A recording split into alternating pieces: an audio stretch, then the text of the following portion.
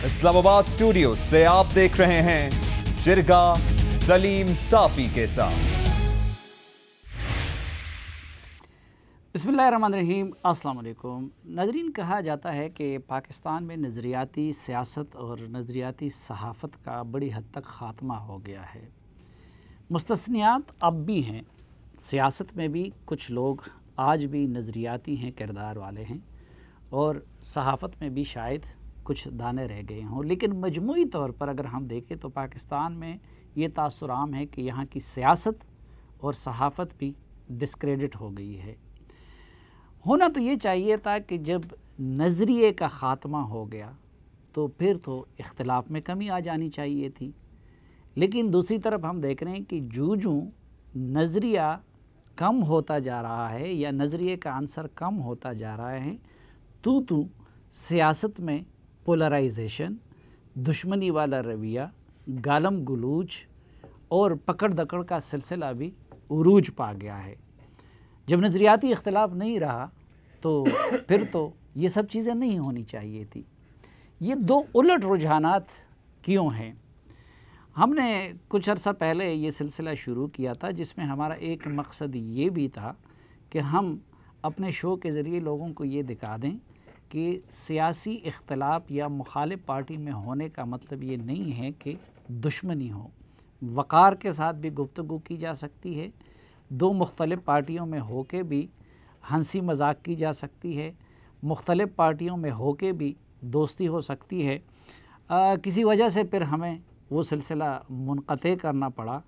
आज से हम दोबारा आगाज़ कर रहे हैं उस सिलसिले का, और मुझे उम्मीद है कि जो तीनों पैनलिस्ट जो तीन बड़ी जमातों की नुमाइंदगी कर रहे हैं वो पिछली मर्तबा की तरह जिसमें बाज़ एक दो ने तंग करना शुरू किया था तो वो वही नहीं करेंगे और इस सिलसिले को कंटिन्यू भी रखेंगे और पाबंदी वक्त का भी ख्याल रखेंगे। और हमारी कोशिश होगी कि हर हफ़्ता एक प्रोग्राम इस पैनल के साथ आपके सामने लाते रहें। तो आज के पैनल में मेरे साथ मुस्लिम लीग नून और मियां नवाज़ शरीफ की तर्जुमानी के लिए मौजूद है जनाब डॉक्टर मुसद्दिक मलिक साहब, पीपल्स पार्टी और जनाब बिलावल भुट्टो जरदारी साहब, और आसिफ अली जरदारी साहब की तर्जुमानी के लिए मौजूद है सेनेटर मुस्तफ़ा नवाज़ कोकर साहब, और जनाब इमरान ख़ान साहब की तर्जुमानी के लिए मौजूद हैं जनाब नदीम अफजल चंद साहब। तो पहले डॉक्टर साहब, आप इससे इत्तेफाक करते हैं कि पाकिस्तान में सियासत बावकार होने की बजाय बेवकार होती जा रही है? देखिए, मेरी ख्वाहिश ये कि जो हमारे सबसे सीनियर साथी हैं और सियासी राबर भी रहे हैं चंद साहब, उनसे गुफ्तगू का आगाज़ किया जाए। मैं उनका नुक्ता नज़र सुनना चाहूँगा और उसके बाद फिर आहिस्ता आहिस्ता आप बज़रिया खोकर साहब हमारे तक पहुँचे। हमारी बारी तो आखिर में वैसे भी आनी चाहिए। आजकल वैसे भी आखिरी बारी लगी हुई है हमारी। अक्सर चीज़ें आप तक बरास्ता पीपल्स पार्टी आती है। और मौजूदा हालात में जो सवाल आपने पूछा है और जो इस प्रोग्राम का मौजू है, उसमें बहुत से लोगों के नज़दीक जो ये तनज़्ज़ुली है, इस तनज़्ज़ुली का बहुत से लोग जिम्मेदार जो हैं वो मौजूदा हुकूमत को ठहराते हैं। तो मेरे ख्याल से हमारे भाई दोनों का इत्तेफाक है इस पे कि चंद रहनुमाई फरमाएंगे। मामला आपकी तरफ आ गया। फिर हम आते हैं। रहनुमाई नहीं, मैं तो शागिर्द हूँ इनका, ये उस्ताद हैं बड़े, क्योंकि बड़े पढ़े लिखे लोग हैं। आप इन्होंने अगर मुझे कहा है, आप पीपल्स पार्टी वाले और नून लीग वाले को अपना उस्ताद कहते हैं, सोच लें रिएक्शन क्या आ सकता है। ये ना हमारे पास ही आना पड़ जाए, सीनियर आदमी है। अब ऐसी गुफ्तगू ना करें। दो चीज़ें कहूँगा। देखिए, आपने कहा कि तनज़्ज़ुली का शिकार क्यों हुआ है। यकीनन मैं समझता हूँ कि इसमें सबसे बड़ी जिम्मेदारी जो सियासत में है, पॉलिटिकल पार्टीज़ और उसमें लीडरशिप की जिम्मेदारी है। लीडरशिप में भी वो क्लास जो बासर क्लास थी, जो फैसले करने की नज़रिया हो या ना नज़रिया हो। देखिए, इस मुल्क में हर पॉलिटिकल पार्टी ने कोई ना कोई डील की है, कोई ना कोई खलवाड़ जमहूरियत के साथ किसी न किसी लेवल पे, जो खुद वो जदोजहद भी कहते रहे लेकिन दूसरी साइड पे वो खलवाड़ भी होता रहा। ये तारीख़ में देखा गया। अब को वर्कर तो करे तो उसकी और सूरत हाल है, फिर जब लीडरशिप खुद करने पे आ जाए तो फिर वो अकाउंटेबल अपने वर्कर को नहीं ठहरा सकती। अब यही सबसे बड़ी तनज़्ज़ुली का शिकार है। दूसरा, पॉलिटिकल पार्टीज़ में सच्ची बात है अब वो बहस ही ख़त्म हो गई है आइडियलिज़म की या अच्छी चीज़ों की। हर वक्त काउंटर आर्गूमेंट ही होता है। हर कोई एक दूसरे पे इल्ज़ाम तराशियाँ, एक दूसरे की सफाइयाँ, अपनी सफाइयाँ, और फिर आप देख लें, कोई नज़रिए को डिफेंड करता कभी नज़र नहीं आएगा। अपनी लीडरशिप के केसेस को डिफेंड करते लोग नज़र आते हैं, कभी नज़रिए को डिफेंड करते या नज़रिए का प्रचार करते नज़र नहीं आते। ये चंद वजूहत हैं। दूसरा, एक कारपोरेट सेक्टर भी आ गया। मेरे भाई जिस वजह से हंसे हैं, मैं उस टॉपिक पे खुद आ जाता हूँ। ये आपका मुस्तफ़ा कोकर साहब की तरफ इशारा नहीं, मेरे उन्होंने जिस वजह से सवाल पहले मेरी तरफ फेंका है, बाल मेरी तरफ फेंका है, हमारी मोहब्बत पे भी शक है। ये असल वजह कि मोहब्बत पे भी शक किया जाता है। असल में जिस लेवल पे, जिस तरीके से लोग सियासत में आते हैं, मैंने देखा है मेजॉरिटी लोग बजाय ग्रास रूट्स लेवल से आने से, जब पैसे के बलबोते पे, जब ताल्लुकात के बलबोते पे, जब टेक्नोक्रेटिज्म एक जो नया आया, कारपोरेटिज्म, इस मुल्क में एक बड़ा अजीब सा सिलसिला चला है। अच्छा मुस्तफ़ा भाई, नदीम भाई जितना भी हया से काम ले, लेकिन ये आखिरी फकरे का इशारा आपकी तरफ नहीं नहीं नहीं, मेरा अल्फन बात है, इन दोनों की तरफ कोई इशारा नहीं था। ये आप ज्यादती ना करें, आप लड़ाई ना हमारी करवाएं। मेरा इन दोनों की तरफ कोई इशारा नहीं था। इन्होंने जो कुछ किया वो मैं प्रोग्राम के बाद में से निपट गया। कारपोरेट सेक्टर और पैसे की बात पे तो यकीनन है, तो कारपोरेट सेक्टर का जो भी है। चलो पीपल्स पार्टी और नून लीग में आप उसकी तरफ जहाज़ों में झूठे तो मैंने भी लिए हैं, अब मैं इनको कैसे ताने दे सकता हूं? अच्छा, आप किस हद तक इत्तेफाक करते कि वाकई सियासत डिस्क्रेडिट हो गया है और वजह क्या है? देखिए, एक किताब लिखी है हार्वर्ड यूनिवर्सिटी के 2 प्रोफेसर्स हैं, उन्होंने मिलकर एक किताब लिखी है जिसका नाम है हाउ डेमोक्रेसीज डाई, कि जमहूरियत क्यों इख्तिताम पजीर होती है। उन्होंने फिर दुनिया के कई ममालिक जिनमें जमहूरियत थी और फिर जमहूरियत वहाँ पर ख़त्म हुई, किसी और निज़ाम के ज़रिए रिप्लेस हुई, तो उन्होंने रिसर्च की कि वहाँ पर क्या ऐसे चीज़ें हुई कि जिनके नतीजे में जमहूरियत ख़त्म हुई। तो उन्होंने फिर कुछ चीज़ें आइडेंटिफाई की हैं। उन्होंने एक लिस्ट दी है कि जब किसी भी जमहूरी माशरे के अंदर इस तरह की गुफ्तगू शुरू हो जाए तो फिर आप समझिए कि आपके यहाँ जमहूरी निज़ाम और जमहूरियत तनज़ुली का शिकार है। जमहूरियत जहाँ पर एक निज़ाम है, वहाँ पर एक रवैये का भी नाम है।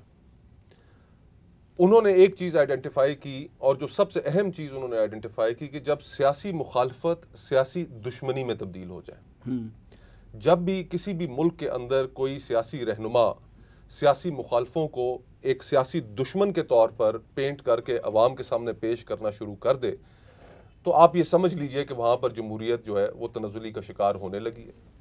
और फिर उसके नतीजे में वहाँ पर एक ऐसा सियासी कल्चर परवान चढ़ेगा कि अगर उस जमात को हुकूमत मिल जाए तो फिर वो अपने तमाम सियासी मुखालफीन के खिलाफ एक पॉलिटिकल विक्टिमाइजेशन और ये वो। तो ये एक किताब मौजूद है जिसमें रीजंस आइडेंटिफाई किए गए। तो ये काम पहले आप और नून लीग ने एक दूसरे के साथ नहीं किया था?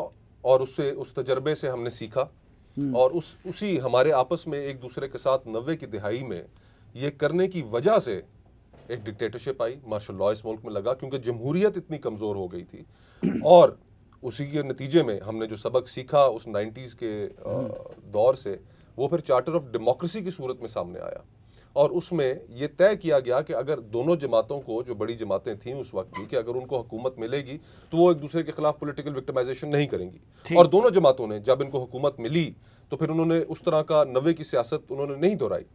दूसरी चीज़, पूरी दुनिया में 2008 के फाइनेंशियल क्राइसिस के बाद एक राइज ऑफ द राइट भी हुआ है।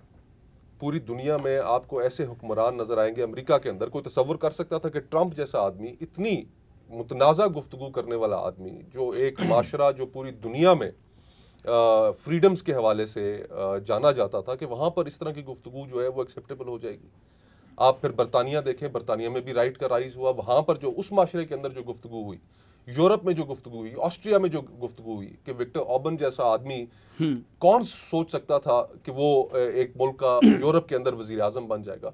आप अपने नेबरहुड में मूडी को देख लें कि जिस तरह की इंतहा पसंदी सियासत में वो लेकर आए, तो पूरी दुनिया में 2008 के बाद ये एक बहुत बड़ा रुझान भी रहा है। तो इस रुझान के मुकाबले में अभी पूरी दुनिया में आपको सिर्फ इक्का दुक्का लीडरान नजर आते हैं। जर्मनी की एंगेला मर्केल, वो एक लिबरल और फ्री वर्ल्ड की इस वक्त एक ऐसी शख्सियत मौजूद है कि जो चल रही है उसको लेकर, लेकिन बाकी और आपको कोई नज़र नहीं आता।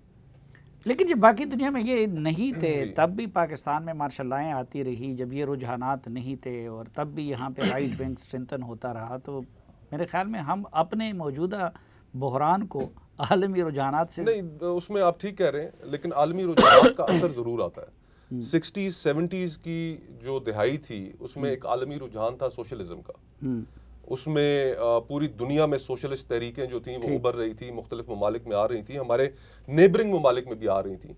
और उस वक्त माशरे के अंदर वो एक सोच मौजूद थी जिसको शहीद जुल्फ़िकार अली भुट्टो ने 60s की जो पाकिस्तान पीपल्स पार्टी की बुनियाद थी वो सोशलिज्म थी, जो उसमें पूरी दुनिया में उस वक्त वो चल रही थी। और आप लेट भी आए और अब डॉक्टर साहब का हक भी ले रहे, तो अब पीपल्स पार्टी के बाद आपका दूसरा नुक्ता रह गया ना। आपने तो सिर्फ सियासतदानों का पूछा, आपने सहाफत की तरफ तो आए ही नहीं। उसमें मैंने आपका खुसूसन जिक्र करना था। उसकी तरफ आते हैं, उसकी तरफ ये जो बायस सहाफत है, सहाफत तनज़्ज़ुली का जो शिकार है, आप मेरे सामने उसका एक अमली नमूना मौजूद है। तो मैं जरा आपके ऊपर भी तबसरा करना चाहता था, वो आपने मुझे मौका नहीं दिया। कर ले, बाकी प्रोग्राम भी है ना। लेकिन डॉक्टर साहब, आप किस हद तक जो है इससे इत्तेफाक करते हैं कि सियासत डिस्क्रेडिट हो गई है? और एक जो मुस्तफ़ा ने बात की रवैये की कि ये सिर्फ डेमोक्रेसी जो है इलेक्शन का नाम नहीं है, तो फिर जब हम लीडरशिप का रवैया विद इन पार्टीज़ देखते हैं तो ख़ुद मसलन पीपल्स पार्टी की क़यादत का, नून लीग का, इनके कायद का, वो अपनी जगह पे एक आमिरियत और डिक्टेटरशिप नहीं है, क्योंकि सब उनकी ज़ात और ख़ानदान और उसके गिर्द घूमता है। पहले मैं आपको एक ओवरऑल जवाब दे देता हूँ, फिर आपके स्पेसिफिक जवाब की तरफ आऊँगा, सवाल की तरफ आऊँगा मैं। देखिए, पहले तो बात यह है कि जो आपने शुरू में बात की नज़रियाती सियासत, अगर नज़रियाती सियासत नहीं रहेगी तो फिर तो ज़ाती सियासत ही होगी ना। या तो आप नज़रिए पे बात कर सकते हैं, आप कह सकते हैं कि मेरे ख़्याल में पाकिस्तान की तरक्की एक ख़ास अंदाज में होनी चाहिए, और नज़रिए को भी मैं कोई आइडियोलॉजिकल बेंट नहीं कह रहा हूँ, क्योंकि आइडियोलॉजी और इग्नोरेंस में बहुत ज़्यादा फ़र्क नहीं होता, दोनों को एविडेंस की ज़रूरत नहीं होती। लेकिन एविडेंस की बुनियाद के ऊपर भी जब आपने रास्ते का तयन करना है तो आपकी कोई ग्राउंडिंग तो होगी ना, आपकी कोई बेसिस होगी कि मेरे ख़्याल में ये रास्ता है जो पाकिस्तान को तरक्की की तरफ लेकर जाएगा, मुआशी तरक्की की तरफ, सकाफ़ती तरक्की की तरफ, वगैरह वगैरह। तो वो जो हमारे यहाँ जो नज़रियाती जो डायलॉग था वो एविडेंस की बुनियाद के ऊपर एक ख़ास फ्रेमवर्क के अंदर पाकिस्तान को तरक्की की तरफ ले जाने के बजाय ज़ातियात की तरफ आ गया, क्योंकि नज़रिया चला गया और उसको कोई बेहतर चीज़ यानी एविडेंस जिसकी बुनियाद पे पॉलिसी बननी चाहिए वो रिप्लेस नहीं कर सका।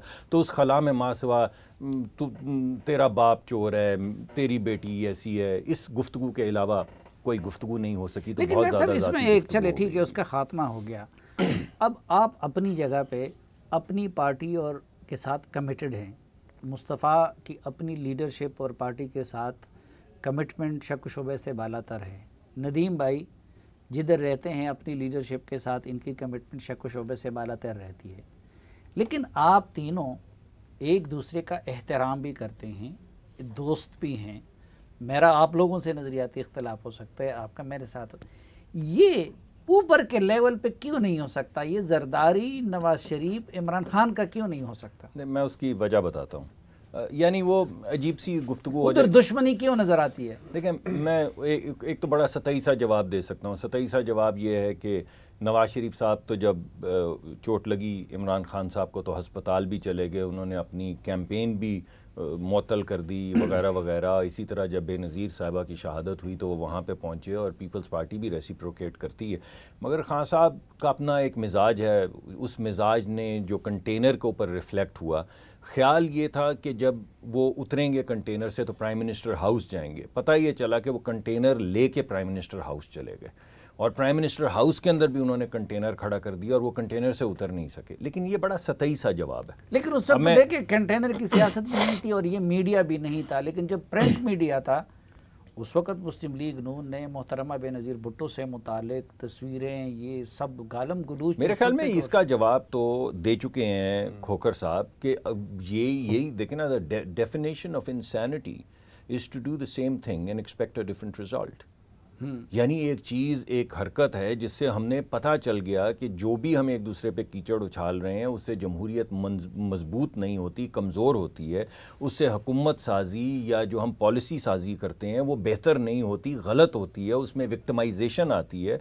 तो ये तो इंसैनिटी है कि अब हम उसी बात को आप रिपीट लोग करते सचमुच चले सीख जाएं। चुके हैं, आइंदा के लिए वो नहीं होगी इन दो पार्टियों देखिए, सियासत तो बड़ी नॉइजी प्रोसेस है। किसी एक शख्स का कोई एक फ़िक्रा कह देना या किसी जलसे में चढ़ के कोई बात कर देना, ये एक बात है। लेकिन सियासी पार्टी के अंदर एक ख़ास माहौल, तहज़ीब को मलहूज़ ख़ातिर रखने का एक रिवाज, एक कल्चर जो है, वो मैं समझता हूँ कि पीपल्स पार्टी के अंदर तो हमेशा से बेहतर है और हमारी पार्टी के अंदर भी बहुत बेहतर हो गया है। और पीटीआई के मुतालिक तबसरा मैं चंद साहब पे छोड़ आप लोगों ने डाइवर्ट कर दिया। जी, मैं एक अगर आप चाहें तो देखिए, बात यह है कि पाकिस्तान के अंदर ये कंसेंसस नहीं हो सका, क्योंकि मैं सिर्फ सतही जवाब पे नहीं इसको छोड़ना चाहता। ये कंसेंसस नहीं हो सका कि जमहूरियत की पाकिस्तान को ज़रूरत भी है या नहीं। असल मसला ये है, जो आप जितनी ये तमाम बातें कर रहे हैं ना, उसका जो सेंटर ऑफ ग्रेविटी है वही है। इसमें तो 73 के कॉन्स्टिट्यूशन की नहीं, कॉन्स्टिट्यूशन को जैसे ट्रीट किया जाता है वो आपके सामने है, तो फिर आपको उसी से पता चल जाना चाहिए, कॉन्स्टिट्यूशन के ट्रीटमेंट से, कि पाकिस्तान के अंदर ये कंसेंसस नहीं हो सका कि जमहूरियत हमारे लिए रास्ता है आगे बढ़ने का या नहीं। नदीम भाई, अब सारा इल्ज़ाम आपकी तरफ आ गया है, लेकिन आप जवाब देंगे एक ब्रेक के बाद। जमहूरी ज़हन रखते हैं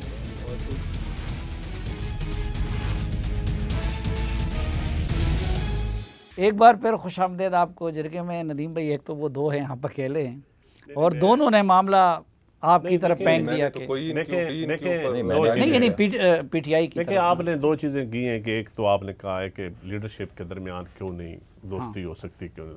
असल में सूरत हाल ये है कि ये रवायात ख़त्म भी, सच्ची बात है, हमारी नून लीग ने पुराने ज़माने से की हैं।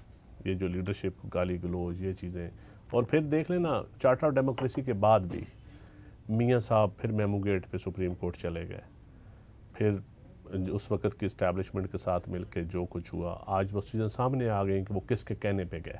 इसका मतलब है सीखा कुछ नहीं।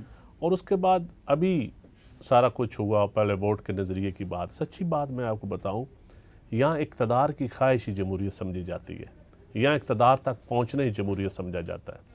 जमहूरियत तो फिर यह है कि दूसरे की राय सुनना, दूसरे को एहतराम देना, दूसरे के आम आदमी को, मुखालफ हो या टेबल के दूसरी तरफ बैठने वाला जो है, उसकी जब राय को आप हर लिहाज से सुनेंगे, उस पर इम्प्लीमेंट करेंगे, फिर आपने एक तरीकाकार बनाया पार्लियामेंट।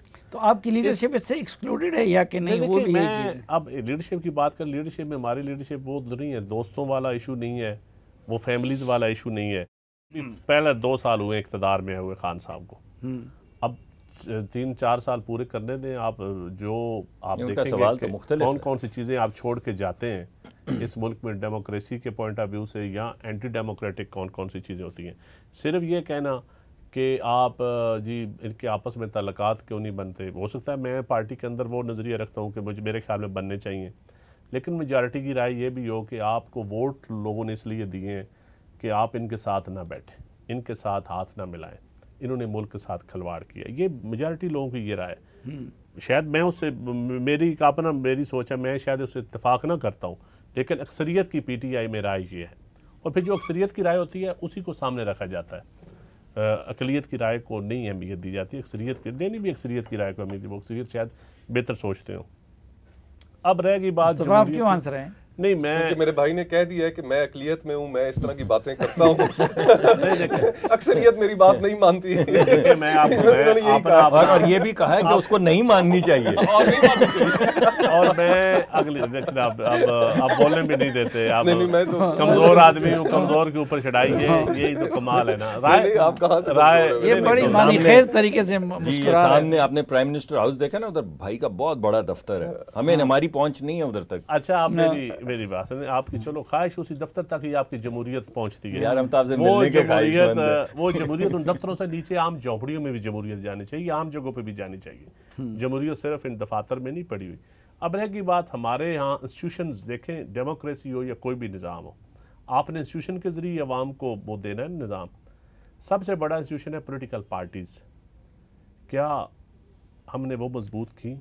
मेरा इन दोनों भाइयों से सवाल है, कोई एक बता दें जिन्होंने इंस्टीट्यूशन एक पार्टी बनाई हो। इन्होंने तो नहीं किया, आपकी पार्टी ने की। देखिए मैं बताता हूँ ना, 2 साल हुए इस पार्टी को इक़्तिदार में हुए, या मुझे इस पार्टी में आए हुए 2 साल हुए, लेकिन 3 साल हुए कि पार्टी के अंदर इलेक्शन नहीं हुए। देखिए 30 साल की स्ट्रगल कैसी है? मेरे अगर 2 साल पार्टी को वजीरुद्दीन साहब देखें- की जो रिपोर्ट थी वो क्या थी? देखिए जस्टिस वजीरुद्दीन की रिपोर्ट और दूसरी हो, मैं जो कह रहा हूँ, मैं कहता हूँ इस मुल्क में इंस्टीट्यूशन पॉलिटिकल पार्टीज नहीं बनी, बात हो रही है इंक्लूडिंग पीटीआई, इंक्लूडिंग पीटीआई कह लो, मैं चलो मैं मान लो, अच्छा मैं आप आगे चाहता हूं, आगे चलते हैं ना, थोड़ा सा बोलने तो देना, थोड़ा एक नुक्ता आपके सामने रखना चाहता हूं कि आपकी बात से बिल्कुल मैं मुत्तफिक हूं कि पॉलिटिकल पार्टीज को इंस्टीट्यूशनल की तरह एक्ट करना चाहिए। आपने हमें कह दिया कि आप दोनों बिल्कुल नहीं है उस तरह के, लेकिन आपने 50 साल गुजारे हैं ना, ठीक है, हम नहीं है, अब मान तस्लीम कर, आपको रोल मॉडल बनना चाहिए था, आपको दूसरी पार्टी नहीं आने वाली पार्टी फॉलो करते। सिर्फ एक लम्हा दे दीजिए, हमने नहीं किया, आपसे तवक्को थी आप करेंगे, आप कहते हैं कि आप उसके दाई भी हैं कि हम हैं डिफरेंट हैं इनसे। पंजाब के वज़ीर आला बुज़दार साहब, वो किसी पॉलिटिकल प्रोसेस पार्टी के अंदर डायलॉग पार्टी के उसके नतीजे में एक सूबे के वज़ीर आला, ठीक है एक पॉलिटिकल वर्कर हैं, वो सियासतदान है, उनकी रिस्पेक्ट अपनी जगह, लेकिन 12 करोड़ का सूबा आप मैं मान ली बात, मैंने आपकी बहस ही नहीं है कि इंस्टीट्यूशन एज जिस तरह इंस्टीट्यूशन एज ए पॉलिटिकल, तो फिर आप उसकी एग्जांपल देना, अपनी पार्टी की एग्जांपल दें कि उसका कसूर कौन है? देखिए हमारे महमूद खान साहब आप क्यों बोल जाते हैं? नहीं देखिए गुलाम हैदर वाइन साहब बने थे, अब जिस तरह शहबाज शरीफ साहब ने ट्रांजिशन पीरियड के दोस्त मोहम्मद खोसा को बनाया था, इस तरह होता है। फिर जिस तरह कैम अली शाह का मैं नाम ले लूँ, या मुराद अली शाह साहब का, जिस तरह अब भाई को पता है बड़ी बहस हुई थी कि खुर्शीद शाह साहब का नाम भी लिया गया था कि उनको बनाए वज़ीर आला, क्या जवाब मिलता है? ज़्यादा ना छेड़ा, पीपल्स पार्टी की सारी राजों से नहीं, ऐसा कोई राज नहीं है, ऐसा कोई राज है ही नहीं, ये ओपन चीजें हैं। देखिए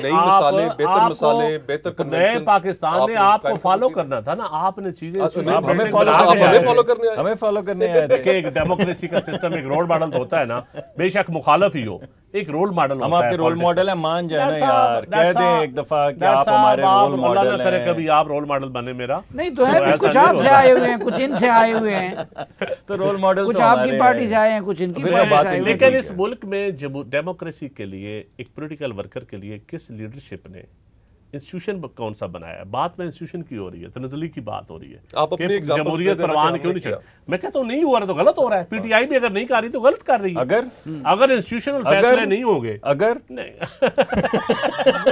अब डॉक्टर साहब बहस देखे ना, अब नहीं, लेकिन डॉक्टर साहब आपकी भी देखिए, कम से कम इनकी कैबिनेट मीटिंग होती है, आपके हर मंगल को होती है, महीनों महीनों कैबिनेट मीटिंग नहीं बुलाते थे, पार्लियामेंट में इनके लीडर भी नहीं आते, आपके लीडर कोर कमेटी की मीटिंग होती है। उस मामले में खैर इनके प्राइम मिनिस्टर का रिकॉर्ड अच्छा था, यूसुफ रज़ा गिलानी का। तो अभी ये तो मिसाकी जमहूरियत के बाद की मैं बातें कर रहा हूँ ना। नहीं, अपोजिशन में इनका कौन सा कंसल्टेंसी प्रोसेस है जो इनका एक डेमोक्रेटिक प्रोसेस जो है, अपोजिशन की ले ले जी डॉक्टर साहब, कौन सा फैसला है जो डेमोक्रेटिक तरीके से ये अपोजिशन में ही आके करते हैं, या इंस्टीट्यूशन इन्होंने अपोजिशन में आके पार्टी को इंस्टीट्यूशन बनाया हो, या आम वर्कर की राय सामने ली हो? जब आप इनसे सवाल पूछते हैं तो नहीं बोलते। नहीं, आप दरमियान बोले, मैंने कहा जरा मैं सवाल ऐड कर दूं ना, थोड़ा सा सवाल ऐड कर दूं, सलीम भाई ने कुछ सवाल छोड़े हैं। अच्छा, अब 2-3 अहम चीजें हैं जी। एक तो एक व्हाट्सएप आया है नया इंस्टीट्यूशन इनके दरमियान, जब इनकी मीटिंग होती है तो इनको एक व्हाट्सएप मैसेज भी आते हैं। वैसे व्हाट्सएप यहाँ ज्यादा इस्तेमाल, व्हाट्सएप तो आपके यहाँ भी काफी नहीं, आपको ज्यादा आते हैं, आपके यहाँ तो साथ वीडियो क्लिप भी आते हैं। ग्रुप बना हुआ है, सर बताइए, व्हाट्सएप ग्रुप है सर, जरा ये व्हाट्सएप वाली इनसे पूछ ले, व्हाट्सएप का एडमिन कौन है? इनकी जमहूरियत का जो है ना वो तमाशा सामने आ जाए, इनका व्हाट्सएप ग्रुप का एडमिन। मैं तहरीक इंसाफ में नहीं है तो बात तो इंसाफ की करूंगा ना, व्हाट्सएप का इस्तेमाल आपके यहाँ ज्यादा है और आपके आने में भी व्हाट्सएप का कुछ किरदार है। जी डॉक्टर साहब, और जाने में भी हो सकता है, ये आने जाने में सर एक व्हाट्सएप फिर कोई आला कार भी बनता है, फिर कोई आला कार भी बनता है। डॉक्टर साहब, जी डॉक्टर साहब, मेरा ख्याल है कि आप ये जितनी जमहूरी रिवायात का आप जिक्र कर रहे हैं, मेरे ख्याल में इनमें बेहतरी आनी चाहिए, और इसमें कोई शक नहीं है कि हमारे यहाँ बाज़ मरतबा तो इनकी जो मीटिंग्स होती हैं इससे ज़्यादा मीटिंग्स भी हुई हैं। अगर आप शाहिद खाकान अब्बासी साहब का दौर देखें तो उसके अंदर जितनी जिस फरावानी के साथ काबीना की मीटिंग, मैं आ रहा हूँ, मैंने पहले आपको कहा, मियाँ नवाज शरीफ साहब के एक तो फेडरल गवर्नमेंट की जो डेफिनेशन थी उसमें क्लैरिटी आई उनके आखिरी साल के अंदर, जब सुप्रीम कोर्ट ने कहा कि फेडरल गवर्नमेंट का मतलब जो है वो काबीना है, वरना उससे पहले जो तशरीह फेडरल गवर्नमेंट की गई थी वो ये थी कि जब फैसले हो जाएं मिनिस्ट्री से आएँ तो आप साइन करके प्राइम मिनिस्टर ऑफिस से उसको कर सकते हैं, इम्प्लीमेंट कर सकते हैं और रेट्रोस्पेक्टिव इजाज़त भी ले सकते हैं। जब आपके पास फैसले इकट्ठे हो जाएं तो काबीना के सामने रेट्रोस्पेक्टिवली पेश किए जा सकते हैं। जिस वक्त ये बात ख़त्म हुई तो वो तमाम जो मीटिंग्स हैं उनकी फरावानी बढ़ गई। लेकिन ये बात आपकी ठीक है कि असम्बली के अंदर जाना, मीटिंग्स का ज़्यादा फरावानी से होना, ये जमहूरी रिवायात जो हैं इसके अंदर अगर कोई गैप है तो हमें पुर करना भी चाहिए और हम करेंगे और कर रहे भी हैं। पार्टी तो उस वक्त बिल्कुल सस्पेंडेड थी 5 साल में। आप नहीं, मैं नहीं समझता ये हो सकता नहीं, आपका नुक्ता नज़र तो हो सकता है, लेकिन मैं नहीं समझता, क्योंकि मैं उन्हीं 5 साल के अंदर मेरी शमूलियत हुई पार्टी में। मैं तो 6-7 साल से सिर्फ पॉलिटिक्स में हूँ, इस वजह से मेरा एक्सपीरियंस ही ये 2 साल और पिछले 5 साल के ऊपर मुहित है। मैं नहीं समझता कि पार्टी के अंदर मुशावरत की कोई कमी थी। पार्टी के अंदर बहुत मुशावरत होती है और ये जमहूरी तरीक़ाकार आगे चलता है। जिस चीज़ पे एतराज़ किया जाता है वो ये है कि भाई अगर मियाँ नवाज़ शरीफ साहब हैं तो उसके बाद शहबाज शरीफ साहब क्यों हैं, या अगर नवाज़ शरीफ साहब हैं तो मरियम साहिबा क्यों हैं, इस बात पे एतराज़ किया जाता है। या अगर उधर ज़्यादा एतराज़ तो आजकल इस पे हो रहा है कि नवाज़ शरीफ का रुख मशरिक़ की तरफ है, शहबाज शरीफ का मगरिब की तरफ है। उसकी तरफ मैं आता हूँ। मैं पहले आपको जो एक इस नुक्ता उठा रहे थे, जिस तरह कहा जाता है कि जी अगर बेनज़ीर साहिबा शहीद साहिबा थी तो उसके बाद जरदारी साहब क्यों, और जरदारी साहब के बाद बिलावल साहब क्यों। ये सवाल अगर आपका जमहूरी जहन हो तो आप शायद ना उठाएं, क्योंकि नई जमातें भी बनेगी। इनकी जमात ये कभी कहते हैं 32 साल की स्ट्रगल है, कभी कहते हैं 3 साल सिर्फ आए हुए हैं, या पता नहीं कौन सी बात सही है। लेकिन आपने कभी ये सवाल नहीं पूछा कि जॉर्ज बुश सीनियर के वालिद जो थे वो सेनेटर थे, तो उनका बेटा कैसे पहले गवर्नर बना और फिर प्रेसिडेंट बना। और जब वो प्रेसिडेंट थे जॉर्ज बुश सीनियर, तो जॉर्ज बुश जूनियर और जेब बुश, ये दोनों टेक्सास के और वो ऐसा तो नहीं था ना कि एक भाई लड़ रहे थे और दूसरे भाई जो है कदम बूसी नहीं। देखिए, मैं पहले एक सवाल का जवाब तो मैं आपके सामने रख दूं, फिर आप दीगर सवाल पूछ लीजिए। मुझे फिर ब्रेक करने का, मगर वो जब मैं बोलता हूँ मेरे प्रोड्यूसर साहब से मुझसे दुश्मनी है। दूसरे इसी तरह मैं आपको बिल क्लिंटन और उनकी जो ज़ौजा थी उनकी एग्जाम्पल दे सकता हूँ, और कैनेडीज़ की एग्जाम्पल दे सकता हूँ, और हर जगह पे जब आप जमहूरी जहन रखते हो तो जिसको लोग चाहेंगे वो आएगा। या तो आप आइन में लिख दें कि अगर मैं आज सियासत में हूं तो आज के बाद मेरा बेटा या मेरा भाई सियासत में नहीं आ सकता, तो फिर मैं सबकी बात मान लूँगा। ये उसी बात की गमाजी करती है जहां से मैंने बात शुरू की थी कि जब आपका मुझे ब्रेक लेने की इजाज़त दे दें। जी हाजिर। अच्छा नाज़रीन, एक मुख्तसर सी ब्रेक लेते हैं, वापस आएंगे तो गुफ्तगू का सिलसिला यहीं से आगे बढ़ाएंगे।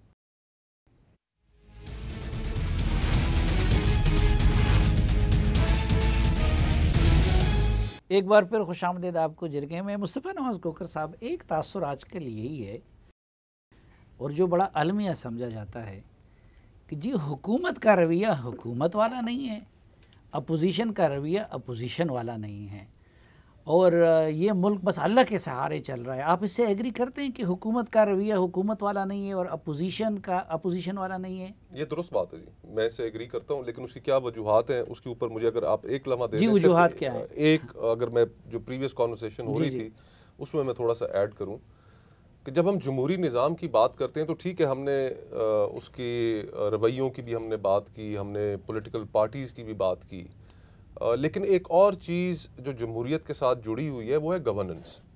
एक आम आदमी को डिलीवरी, एक आम आदमी के मसाइल जिनको हल करने के लिए हम तमाम सियासी जमातें मैदान में जाती हैं, और वहाँ पर मंशूर की बुनियाद पर कि बाहर ममालिक में आप देखें कि वहाँ पर इस चीज़ के ऊपर बड़ी पार्टी, अब बरतानिया में कंजर्वेटिव्स और लेबर की इस चीज़ के ऊपर इलेक्शंस के अंदर मुकाबला हो जाता है कि नेशनल हेल्थ सर्विस जो है वो एक आम आदमी के लिए क्या एक जमात के दौरे हुकूमत में महंगी हुई, उसके लिए सेहत का जो निज़ाम है, या सस्ती हुई, और सियासत की बुनियाद वो बन जाता है। तो हमारे यहाँ जो हमारी जो ये तमाम हमारे टॉक शोज़, मीडिया, टिकर्स, अखबारात, ये सिर्फ सियासी जमातों की सियासत और क्या किसने कह दिया, किसने क्या कह दिया, किसी को पकड़ लिया, किसी को, उसके इर्द गिर्द इतना घूमते हैं कि हमारी जो एक बहुत मेजर चंक है डेमोक्रेसी के साथ एसोसिएटेड, डिलीवरी का, गवर्नेंस का, उससे हमारी थोड़ी सी नज़र दूर हो जाती है। अच्छा, आपने उससे इत्तेफाक किया कि हाँ ये तासुर दुरुस्त है कि हुकूमत का रवैया हुकूमत वाला नहीं है और अपोजिशन का अपोजिशन वाला नहीं है, तो ऐसा क्यों है? ऐसा इसलिए है कि हमारे जो इस वक्त जो हमारी मेजॉरिटी की जो अपोजिशन की सियासी जमातें हैं उनके अंदर सोच का इख्तलाफ है। मिसाल के तौर पर पहले दिन से इलेक्शंस के ऊपर, इलेक्शंस जिस तरह कंडक्ट किए गए उसके ऊपर तमाम सियासी जमातों को अपोजिशन की एतराज़ था कि आरटीएस कैसे फेल हो गया, आपका इलेक्शन का पूरा निज़ाम जो है वो कई घंटे बैठ गया, लोगों को उसके ऊपर चुप कराया गया, बोलने नहीं दिया गया, टीवी प्रोग्राम्स के अंदर लोगों को बंद किया गया, तो ये कैसे, और नताइज जो है वो हम उस एतराज़ात हैं हमारे। मौलाना फजलुर रहमान साहब का ख्याल था कि पहले दिन से ही हमें हल्फ नहीं उठाना चाहिए, उस असेंबली के अंदर बैठना ही नहीं चाहिए जो इतनी बड़ी धांधली के बाद वजूद में आई है, इस्तीफे दे दें। पाकिस्तान पीपल्स पार्टी, बिलावल भुट्टो साहब एक तारीखी पस मंज़र है, उन्होंने पॉलिटिकल प्रोसेस से 1985 में डिसोसिएट करके अपने आप को एक पाकिस्तान पीपल्स पार्टी ने उससे एक सबक सीखा है। 1993 का जो इलेक्शन था उसमें पाकिस्तान पीपल्स पार्टी, शहीद मोहतरमा बेनज़ीर भुट्टो, सिर्फ 16 सीट्स थी उनके पास, और बहुत उस वक्त भी 2/3 अक्सरियत जिस तरह मिल गई थी उसके ऊपर बड़े शदीद सवालात थे। उन 16 सीट्स के साथ भी अपोजिशन की कि निज़ाम से हमें अलग नहीं होना। तो अपोजिशन की सियासी जमातों के अंदर बहुत सी बुनियादी चीज़ों के ऊपर इख्तलाफ है और हम नहीं समझते। नहीं, ये वजह है या कि ये कि आपको नैब के ज़रिए सीधा रखा जा रहा है? देखिए, पॉलिटिकल विक्टिमाइजेशन नैब के ज़रिए सीधा रखना, उसके ऊपर तो अब पाकिस्तान की सुप्रीम कोर्ट बोल रही है, उसके ऊपर ह्यूमन राइट्स वॉच बोल रही है, उसके ऊपर यूरोपियन यूनियन बोल रही है, उसके ऊपर और दीगर गैर मुल्की इदारे बोल रहे हैं। इक़वाम मुत्तहिदा की कल एक रिपोर्ट आई है, परसों उसमें जिक्र किया गया। तो जहाँ किसी भी वो तो सब बोल रहे हैं, लेकिन ये हकीकत कि आपकी लीडरशिप इसलिए नहीं बोल रही है क्योंकि नैब का खौफ है। मैं जिस नुक्ते की तरफ आपको लेके जा रहा था कि क्रेडिबिलिटी होती है, अगर क्रेडिबिलिटी उनकी बिल्कुल ख़त्म हो चुकी है, अवाम की नज़रों में ख़त्म हो चुकी है, लोगों के ऊपर सरे राह उनके ऊपर हिरवन डाल दी जाती है, तो इस मुल्क के जो पॉलिटिकल विक्टिमाइजेशन और जो सियासी जमातों को चुप कराने की जो कोशिश है वो तो सबके सामने है। उसकी क्रेडिबिलिटी खत्म हो चुकी है। क्रेडिबिलिटी तो खत्म हो चुकी है। मैं एक मुस्तफा से एक छोटा सा सवाल, नैब की क्रेडिबिलिटी तो मुकम्मल ख़त्म हो चुकी है, लेकिन आप नहीं समझते कि अवाम के इशू से लाताल्लुक़ रह के, खामोश रह के, मसलहतों के शिकार हो के आप दोनों जमातों की लीडरशिप की क्रेडिबिलिटी भी ख़त्म होती जा रही है? अगर मुझे इजाज़त दें मैं आपका जो सवाल ऐड किया, मैं पहले मुस्तफ़ा इसका जवाब। देखिए, मेरा तो ये मानना है और हमारी जो ख्वाहिश भी थी पाकिस्तान पीपल्स पार्टी की, आप पूरी कैंपेन उठा के देख लें बिलावल भुट्टो साहब की, कि जिस जलसे में भी उन्होंने तकरीर की, जिस मुकाम पे भी की, हाथ में उनके मंशूर था, उन्होंने कोई किसी के ऊपर इल्ज़ाम नहीं लगाया, किसी से लड़ाई झगड़। अवाम के इश्यूज फोर फ्रंट पे होने चाहिए, अवाम के इश्यूज के गिर्द सियासत होनी चाहिए। हम आपस में जो अब इस वक्त जो मुल्क में, लेकिन आप फिर गुफ्तगू को लेके जा रहे हैं ना कि हम आपस में सियासी चपकलिश की बुनियाद पर हम लड़ पड़े उनसे। नहीं, महंगाई, बेरोजगारी, ये वो इश्यूज हैं इस वक्त, रूल ऑफ लॉ, ठीक है, ये तमाम वो इश्यूज हैं कि जिनकी बुनियाद जो फोर फ्रंट पे होनी चाहिए। पे नहीं होता ना, आप लोगों की क़यादत को केसेस में रियायत मिलती है तो आप लोग नरम हो जाते हैं, उधर सख्ती हो जाती है तो आप लोग भी इनकलाबी और सख्त हो जाते हैं। मसला यही है। नहीं, देखिए, इसके ऊपर कम से कम मैं अपनी पार्टी के बारे में और बिलावल साहब के बारे में तो बड़ा क्लैरिटी से ये कह सकता हूँ कि उनकी आप तमाम कौमी असम्बली की तकरीर उठा लें, उनकी किस तकरीर के अंदर शुरू उन्होंने अवाम के इश्यूज के साथ नहीं किया। बजट के ऊपर आप निकाल लें, बजट के ऊपर कितना सीरियसली काम यहाँ पे डिबेट हुआ है। तो मेरे ख्याल में अवाम के इश्यूज सरे फहरिस्त होने चाहिए, तमाम महवर अवाम होने चाहिए।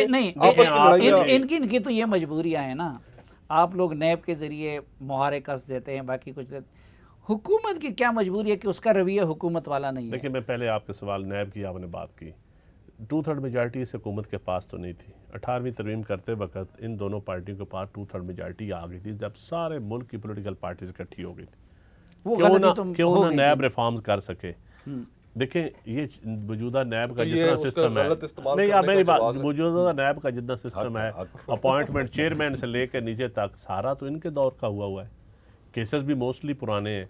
अब रहेगी बात, वो बताएं इनको नैब चेयरमैन वाली कहानी जरा। नहीं, अब मेरा बुनियादी सवाल वही कि वो कहानी किस तरह चेयरमैन लगे? पूछे मेरे भाई बताएंगे आपको। मुझे पता है दोनों चेयरमैन नैब कैसे लगे। नहीं, मैं आपको उसके बाद की कहानी अगर मैं आप कहानी बताऊं तो आप दोनों अभी प्रोग्राम से उठ के भाग जाएंगे। रियली? तो आप वो बताएं, हम आपको जरा वो कहानी सुनाते हैं जो उनके नैब में चेयरमैन लगने के बाद हुई पार्टी। इन्होंने गलत तरीके से लगाया, हमने तो कोई नहीं लगाया ना, मजबूरी है आप लोग। लेकिन इतना मिसयूज ना कभी इन्होंने किया ना कभी भाई। नैब गवर्नमेंट के बताया नहीं है, ये आपको भी पता है, ये आपको भी पता है। नैब गवर्नमेंट के नहीं है, ये इनसे पूछे, कम से कम गवर्नमेंट के बताया तो नहीं। मैं गवर्नमेंट से पूछ रहा हूं। मैं शुमाली इलाका जाद नहीं जाना चाहता। चलो ये बात इन्होंने सच्ची की। मैं शुमाली इलाका जाद नहीं जाना। अच्छा, वो वाला बुनियादी सवाल रह गया। वो उन्होंने तो अपनी वो कर दी कि उनका रवैया क्यों अपोजिशन वाला नहीं है। इससे हुकूमत ने किसको, देखें हुकूमत हमेशा पोलराइजेशन ख़त्म करती है। अपोजिशन सियासत को शख्सियात पे ले जाती है, हुकूमत उसको इश्यूज़ पे लाती है, डिलीवरी पे। आपके यहाँ ये मामला उलट क्यों है? यहाँ देखें, मैं समझता हूँ यहाँ अपोजिशन और हुकूमत दोनों में कसूर है, इसमें कोई शक नहीं है, इसमें जस्टिफिकेशन नहीं है। लेकिन मैं समझता हूँ कि ये पुरानी पार्टियाँ थीं जिनका पार्लियामेंट के हवाले से तो ये बड़ी सीनियर पार्टियाँ थी ना। जब प्राइम मिनिस्टर की पहली स्पीच पे ही आप झगड़ा शुरू कर देंगे, कभी नहीं ऐसा हुआ कि प्राइम मिनिस्टर की पहली स्पीच पे ही आप उठ के वोटिंग शुरू कर दें, आप लड़ाई शुरू कर दें। ये पार्लियामान की तारीख में आज तक नहीं हुआ। ये पहली दफ़ा हुआ है कि प्राइम मिनिस्टर जब पहले दिन ओथ उठाता है, जब पहली उसकी opening speech vote of confidence के बाद, तो आपने पिछले दौर में भी पहले दिन से इमरान खान ने झगड़ा डाला था, पहले दिन से वो नहीं मान रहे थे इलेक्शन रिजल्ट को, नहीं पहले प्राइम मिनिस्टर की पहली स्पीच वजाहत कर दें कि उसमें पीपल्स पार्टी थी। नहीं, पीपल पार्टी नहीं थी, लेकिन पीपल पार्टी की बड़ी बहन नून लीग थी।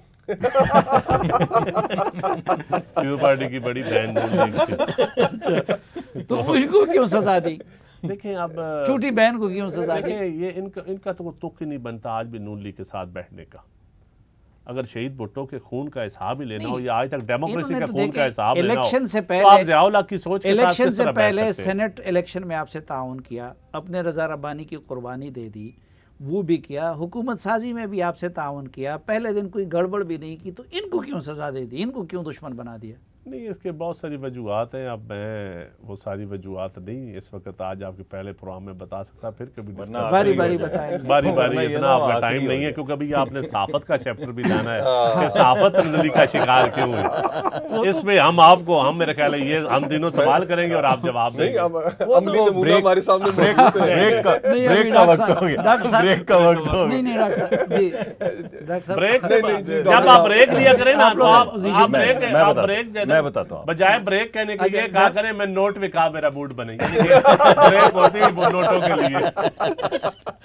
नोट आप लोगों ने बहुत कम कर दिए हैं, ये बल्कि खत्म कर दिए। आप सारे अपने साफी करें, जब भी ब्रेक की उनको आए बारी तो आप ब्रेक की बजाय ये कह दिया करें। वो सारे आप लोगों ने उधर इंफॉर्मेशन मिनिस्ट्री में वो सेल बना दिए और वो सोशल मीडिया, वो सारे हमारे हिस्से का उनको दे रहे हैं। जी डॉक्टर साहब, मैंने आपको कहा कि इस मुल्क के अंदर कंसेंसस नहीं है जमहूरियत पे, इस वजह से जमहूरी ताकतें भी हैं और गैर जमहूरी ताकतें भी हैं हमेशा से इस मुल्क में।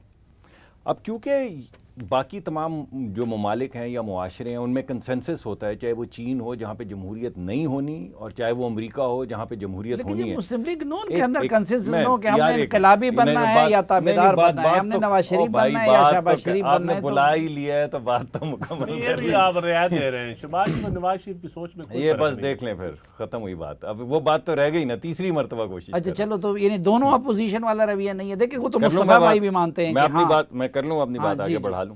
देखिए बात यह है कि क्योंकि वो नहीं है, इस वजह से पाकिस्तान के अंदर वो तमाम लोग जो गैर जमहूरी सोच रखते हैं, जिसकी अलमबरदारी मेरे भाई आजकल कर रहे हैं, वो उनका एक स्ट्रेटेजिक इंटेंट जो है वो पॉलिटिकल स्पेस को मिलाइन करना है कि हर वक्त सियासी जो स्पेस है, सिर्फ सियासी जमात या कोई सियासी फ़र्द या कोई सियासी लीडर नहीं, पूरी सियासी स्पेस जो है उसको मिलाइन कर दिया जाए, यानी उसको लोगों की नज़रों से गिरा दिया जाए, ताकि जब भी कोई जमहूरियत की तरफ सियासत के मुतल्लिक या सियासी लीडर या सियासी पार्टिसिपेंट के मुतल्लिक कोई सोचे तो उसके दिमाग में ये आए कि बस ये चोर है, ये चोर है, ये चोर है। इसके अलावा कुछ गुमान में ना आए। ये जो तमाम गुफ्तगू कर रहे थे अभी खोखर साहब, ये ना आए गुमान में कि महंगाई की बात हो रही है, बात चोरी की हो, बात नैब के केस की हो। ये एक स्ट्रैटेजी है। इस स्ट्रेटजी का मकसद सिर्फ जद में लाना पीपल्स पार्टी को या PMLN को नहीं है। वो स्ट्रेटजी कामयाब जा रही है आप लोगों को अब मैं आता हूँ खामोश करने के सिलसिले में। देखिए, और उसके नतीजे के अंदर होता ये है कि आपको इस्तेमाल किया जाता है। यानी जो आपका दूसरा सवाल था कि ये किस तरह तरीकाकार क्या है, ये सब करने का तरीकाकार सहाफत है। यानी सहाफत को इस्तेमाल किया जाता है सियासत को बेतौकीर करने के लिए, और आप मुसलसल करते हैं 4 बजे से लेकर रात को 11 बजे तक आप सियासत की, सियासी जमातों की, सियासी जो लीडरान हैं उनकी बेतौकीरी करते हैं। क्यों करते हैं ये सवाल है हम सबका, आपसे सुन लीजिए पहले। आप एक दूसरे की भी करते हैं ना? करते हैं, बिल्कुल। मैंने अभी, इन्होंने भी कहा और मैं भी आपको कह रहा हूं, मुझे अब 5-6 साल हो गए हैं, रोज टेलीविजन पे आते, किसी ने आज तक मेरे से किसी नजरियाती बात पे सवाल नहीं पूछा कि तालीम कैसे बेहतर होगी, मईशत कैसे बेहतर होगी। वो कहता है ये बताएं कि आज सुबह जो आज आप तीनों एक दूसरे के साथ नहीं करना चाहते। नहीं, क्या करूं? नहीं, आप मेरी, मैं आपसे बिल्कुल हाँ। लेकिन आप देखें कि जब मैं आपसे कोई इस तरह की बात करता हूं फंडामेंटल, कि ये बेतौकीरी की जा रही है, और इस बेतौकीरी के अंदर मैं हर एक का नाम नहीं ले रहा, मेरे बड़े करीबी दोस्त हैं जो बड़ी इंटेग्रिटी के साथ करते हैं सहाफत, लेकिन ये आपको पता है कि ये शाम का जो थिएटर है, थिएटर का मतलब मैं कुछ तस्लील के अंदाज में नहीं कह रहा, मगर शाम के वक्त जब आप 4 बजे से 5 बजे से लोगों को ये बताना शुरू करते हैं, एक प्रोग्राम बताएं, आप अपने किसी इसको रिसर्चर को बोलें। हिस्सा होने के नाते इसका एहतराम करता हूं कि इस सियासत तो देखिए फिर आपको हमारे मीडिया को बुरी अब आपको अब मैं आपको एक किया। आखिरी बात करूंगा। अब आप सेनेट का इलेक्शन देख लें। अब मैं आपको जवाब दे रहा हूं जो आपने पूछा है। सेनेट के इलेक्शन में क्या हुआ है, मैं अब आपको कह रहा हूं कि हर बंदे का, किसी का कोई केस है, किसी को कोई बिल्डिंग है, किसी की कोई वीडियो है, किसी को कोई बच्चे का कोई मसला है, हर बंदे के ऊपर इंफरादी तौर पे तकलीफ और पेन मुकर्रर की गई और उसको तोड़ा गया कि वो वोट दे खास अंदाज में। खत्म हुआ है। एक जुमला अगर एक फंडामेंटली कि अगर हमने जमहूरी निज़ाम को बेहतर करना है तो हम, ये लड़ाइयाँ तो सियासी जमातों की आपस में चलती रहेंगी, लेकिन एक बुनियादी फैसला हमें बतौर माशरा करने की ज़रूरत है, और वो ये है कि ये मुल्क हमने हर चीज़ को सिक्योरिटी लेंस से देखना है या हमने इस मुल्क को अवाम के लेंस से देखना है। ये एक बुनियादी चीज़। बिल्कुल, इस नुक्ते से मुझे भी इत्तेफाक है। मैं आप तीनों का मशकूर हूँ। प्रोग्राम खत्म हो गया सहाफत के बगैर। सहाफत के बगैर प्रोग्राम खत्म हो गया, लेकिन निचोड़ आपने निकाल दिया कि इस गुनाह में मीडिया बिल्कुल शरीक रहा, और मैंने आपसे इत्तेफाक किया कि बिल्कुल इस गुनाह में हम शरीक हैं, और इसीलिए मीडिया को आज उसकी सज़ा भी मिल रही है। आप तीनों का बहुत शुक्रिया ना, इस दुआ के साथ कि आप जहाँ भी रहें खुश रहें। आज के तीनों मेहमानों के शुक्रिया के साथ आज के जगह से इजाज़त चाहता हूँ। अल्लाह हाफ़िज़।